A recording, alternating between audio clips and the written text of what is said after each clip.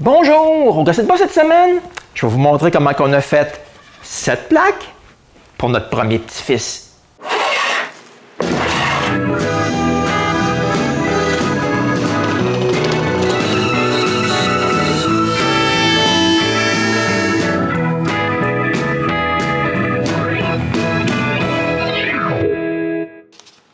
L'autre jour, ma fille me donne du bout de papier puis me demande si je peux faire une plaque semblable à ça pour son futur fils. Comme j'avais déjà fait ces quelques petites figurines pour les marchés de Noël, je me dis que ça serait pas si difficile que ça. Comme base, je vais utiliser le singe que René et elle ont fait pour un mobile. Toute la conception est faite dans Aspire. Je vais vous montrer assez vite comment j'ai fait ça. Après avoir entré les dimensions de l'espace de travail que je veux, j'importe une image du singe en feutre que les filles ont faite. Ensuite, je trace des lignes vectorielles selon les formes du singe. Je commence par la queue. Après avoir mis des lignes droites, je sélectionne l'ensemble et en appuyant sur la touche N, je peux voir tous les points. Je les sélectionne tous et je les transforme en courbes douces. Ensuite, je trace le contour de toutes les formes qui forment le singe, en commençant par le corps. Quand j'ai un contour, faites ligne droite. Comme pour la queue, je sélectionne tous les points et je les transforme en courbes douces. Ensuite, c'est possible de déplacer les points pour qu'ils soient plus près de la forme finale. Je répète ces opérations pour toutes les parties du singe. Moi, je vais aller assez vite ici, parce que c'est pas mal répétitif et que c'est pas la partie la plus intéressante de la conception. Donc, je trace le contour de la tête, le toupette, les oreilles, la première partie du visage, les yeux, la deuxième partie du visage et les détails de la bouche et du nez. Par contre, auparavant, j'avais tracé seulement la forme générale de la queue. Maintenant, je dois aussi dessiner les grosseurs des sections de la queue. Vous allez voir, bientôt, là, ça va devenir plus clair. Je dessine donc 3 demi-cercles de grosseurs différentes. Et maintenant, je suis prêt à faire la modélisation 3D. Moi, je vais commencer par la queue. Je sélectionne la ligne de la forme générale, j'ouvre l'onglet de créer une forme depuis un tracé. Ensuite, je sélectionne le plus gros demi-cercle et je clique sur la partie basse de la queue. Je sélectionne la grosseur intermédiaire et clique plus loin sur la courbe. Et finalement, la plus petite et je clique sur la fin de la courbe. Je donne un nom au composant et le tour est joué. J'ai une queue. Voici ce qu'a de l'air en 3 dimensions. Maintenant, je peux m'occuper du corps. Pour ça, je sélectionne le contour que j'ai fait précédemment. Je sélectionne Créer une forme depuis un tracé et choisis le profil courbé. Après avoir sélectionné Combiner avec le reste du modèle, j'ai juste à jouer avec quelques ajustements pour avoir la forme que je veux. Je donne un nom et je continue. Je refais pas mal la même chose pour le reste du corps. Je crée la forme de la tête. Par contre, cette fois-ci, le mode de combinaison est de s'ajouter par-dessus le dernier, ce qui veut dire que la tête se trouve par-dessus la forme du corps. Quand tous les ajustements sont à mon goût, je peux continuer avec le reste du visage. Pour les détails de la bouche et du nez, je m'y prends un peu autrement. Je sélectionne les lignes que j'ai faites et retourne dans l'onglet « Créer une forme » d'après un tracé. Mais cette fois-ci, j'utilise le petit demi-cercle qui pointe vers le bas.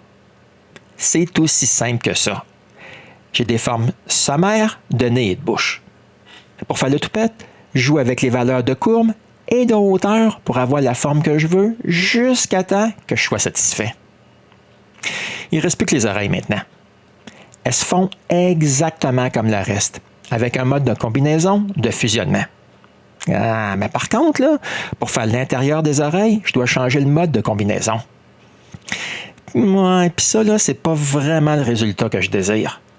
Pour arranger ça, je dois insérer un autre niveau, prendre les 2 parties des oreilles et les déplacer sur ce niveau. Je change le mode de tout le niveau à fusionner et j'obtiens exactement ce que je recherchais. Pour l'instant, je suis satisfait du résultat. Je crée un autre niveau et crée une bordure de 5 degrés avec ce que je vois à l'écran. En plus d'ajouter une bordure, mon singe devient un modèle complet en soi. Je vais le sculpter un peu. La première chose que je fais, c'est d'ajouter un peu plus d'espace entre les bras avant en utilisant la fonction d'étaler. Puis, j'aime bien lisser tout ça. Ça adoucit les transitions sur le modèle. Ensuite, j'exporte le modèle en clipart 3D pour le reste du travail qui me reste à faire. Moi, parce qu'en fait, là, Singe va être accroché à la T de Nathan. Puis voici le T en question. Je dois maintenant importer le modèle que je viens de faire. Je le place et je mets la grosseur voulue pour ce que je veux faire. Ensuite, je peux créer le modèle final. La première chose à faire, c'est de créer le T avec un profil plat de 7 mm d'épais. Ouais, mais ici, là, c'est pas mal évident que le singe, il n'est pas du tout correct. Je dois changer ses paramètres.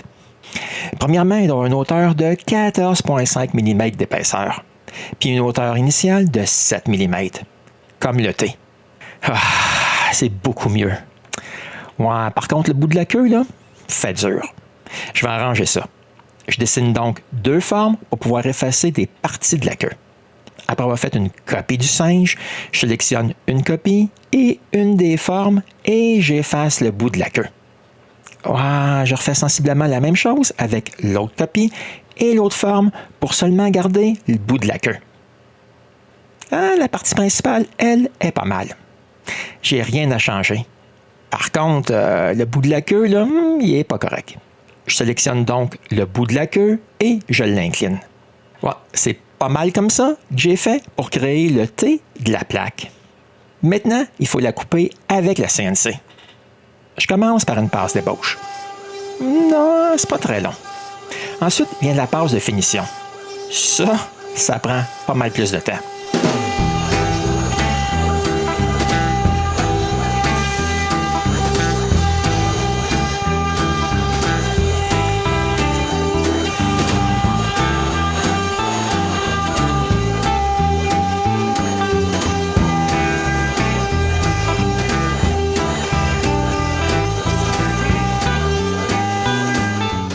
Voici le résultat final.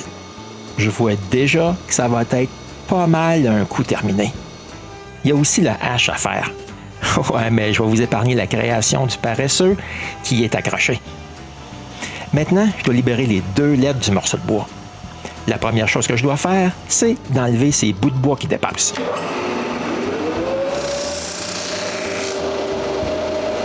Maintenant que c'est fait, je peux amincir la planche pour avoir les 2 lettres. Ensuite, il faut que je leur donne un petit semblage à la main. Mais comment mieux commencer que par casser le hache en 2?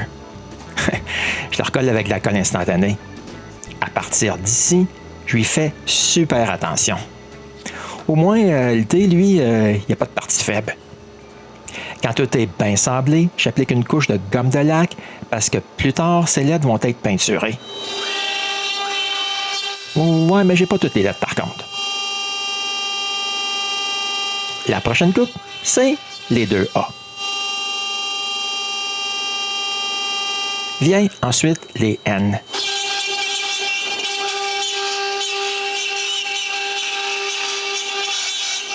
Pour eux, je coupe aussi une poche pour y insérer un palmier.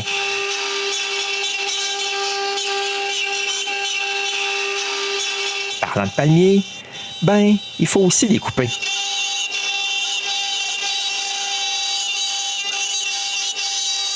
Les palmiers ont aussi là, des noix de coco. C'est à leur tour de se faire couper. Ouais, je trouve ça toujours fascinant de regarder un morceau de bois se faire transformer en une sculpture en 3 dimensions. Ouais, mais je pense que je suis pas le seul. J'ai souvent de la visite qui vient voir aussi. OK, à moins que je me trompe et que ce soit les trèfles qui les attirent.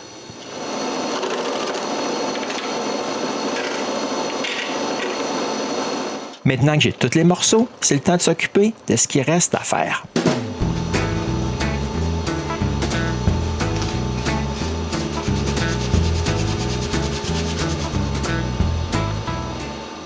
À ce moment-ci, là, je suis pas mal excité. Ça prend forme. Mais le plus difficile reste à faire. Ouais, parce que Chantal passe plusieurs heures à peinturer tous les morceaux.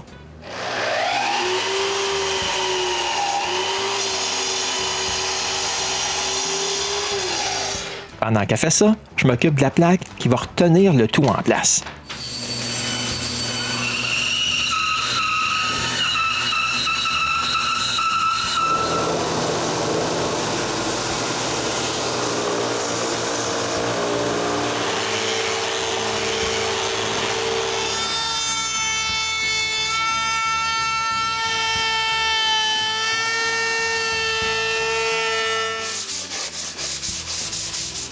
Avant de pouvoir coller les lettres en place, je dois percer les trous à l'arrière de la plaque.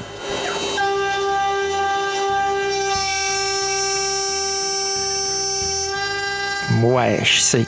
Retenir le morceau en place et le placer droit à la bonne place m'a pris plus de temps que ce que la CNC a pris à percer les 3 fentes. Mais au moins, là, je suis sûr qu'elles sont vraiment droites.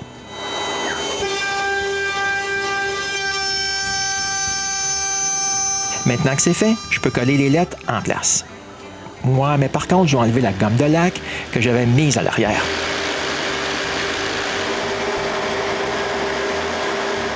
Quand c'est fait, je colle les 2 N de chaque bout. Ouais, puis je m'assure qu'ils sont bien à la même distance du bord, des 2 côtés, et je mets des poches de sable par-dessus. Quand le collet sèche, je refais la même chose pour les 2 A. Comme pour la dernière fois, je mets des poches de sable.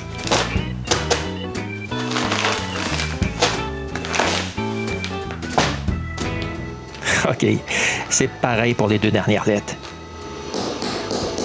Après environ 1 heure, je colle des palmiers en place. Avec la peinture que Chantal a mis, c'est un peu plus difficile à les insérer qu'auparavant. Voici la plaque terminée. OK, presque, il faut y mettre de la laque. Après m'être assuré qu'il n'y ait plus de poussière, je vaporise la première couche à l'extérieur. Parce que la laque, ça pue. Mais ça prend pas beaucoup de temps à sécher par contre.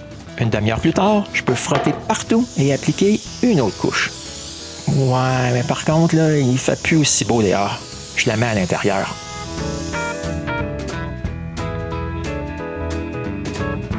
Voici la plaque de notre petit-fils. Ah, je dois avouer que je l'aime énormément. Par contre, comme d'habitude, c'est pas moi qui ai le plus travaillé. Chantal là, a fait un job incroyable avec la peinture. Les sculptures du T et du H sont bien plus jolies avec de la couleur. Ouais, mais pas seulement les sculptures, mais aussi tout le reste.